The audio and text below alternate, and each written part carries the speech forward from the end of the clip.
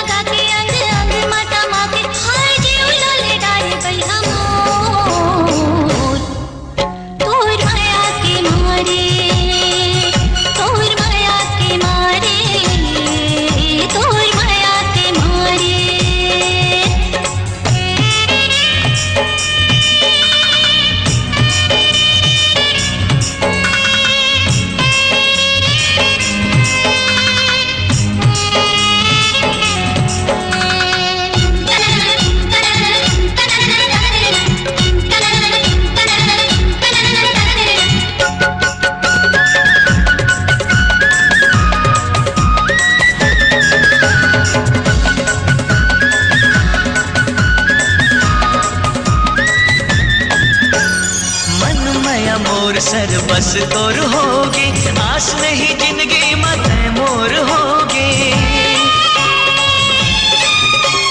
छोड़ के प्रीत निर्मोही जन होवे, सुख के अमार चाहे दुख दुबर होवे।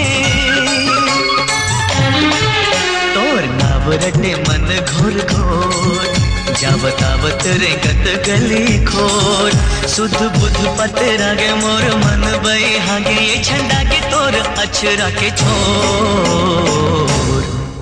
तोर माया के मारे, तोर माया के मारे।